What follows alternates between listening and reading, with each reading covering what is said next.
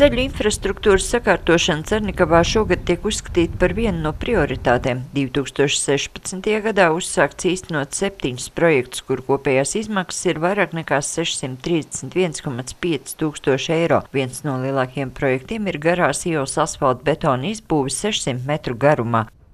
Tika ņemti vairāki faktori, gan deklarēto skaits, gan to, ka šajā ielā ir ieguldīts visas pazemes komunikācijas, tas ir ielas apgaismojums, ūdens, kanalizācija, gāze, un nākotnē nav paredzētas vēl papildus komunikācijas, tāpēc arī šī iela.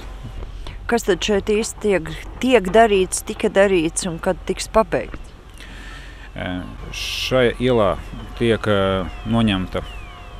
izņemta nesošā pamatkārta, kas ir jāmaina un jāstiprina, jo mainot apakšzemes komunikācijas guldot, šī grunts tika sajaukta un nebija pietiekoši nespējīga, lai varētu uzreiz ieklāt asfalta betona kārtu. Līdz ar to tiek pamatkārta jauna un arī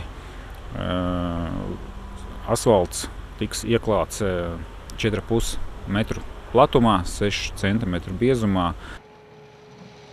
Būvnieki rosās arī Jūras ielā, kas nevien iegūs jaunu asfalta segu, bet arī otru joslu. Pagaidām gan autobraucējiem jāsastopas ar būvdarbu radītajām neērtībām.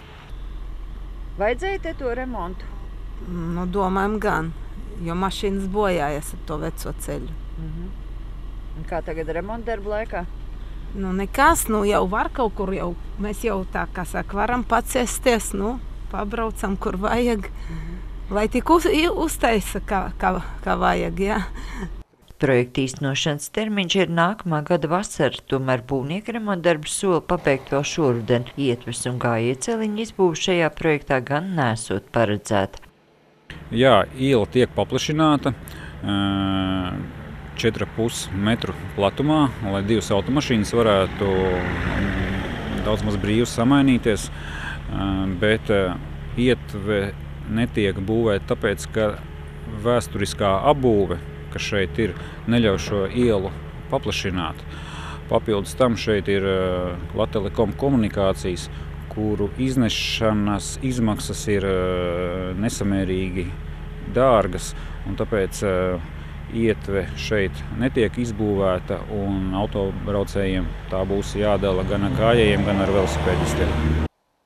Apvienotā gājēju un veloceliņu izbūve pašreiz turpinās Garciemā no Mežciema ielas līdz Centra ielai, bet pašā Cernikavas centrā gājēji jau var izbaudīt iegūmus no rekonstruētās ietves. Labi, ļoti labi. Viss sakārtots tagad, tā ka varēs iet. Bet kā tad bija līdz šim, kad nebija te uzlikts tas trotuārs? Bija slikti ceļš ziemā. Ja slidens, tad tur bija bedres. Tagad viss klots slidens. Es domāju, ka tagad ir sakārtots.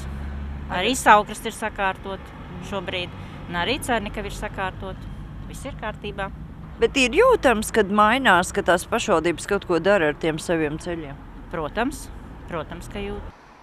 Teju katrs no uzrunātajiem iedzīvotājiem nosauc arī kādu ielu, kur vēl būtu nepieciešama rekonstrukcija. Uzņēmuma komunāls servis direktors lēš, ka tādi ir apmēram 60%. Tomēr cik ielas tiks rekonstruētas nākamgad rādīs 2017. gada budžeta iespējas. Jāpiebilst, ka 11%, kas ir apmēram 1,37 miljonu eiro, pašvaldība pārskaita izlīdzināšanas fondā, bet valsts finansējums pašvaldību ceļiem nākamajam gadam tiek prognozēts līdzšinējā apjomā. Un tas nozīmē, ka ar to pietiks tikai ikdienas uzturēšanai un bedrīšu lāpīšanai. Tomēr iespēju robežās tikšot domāts arī, kā turpināt darbu pie infrastruktūras uzlabošanas.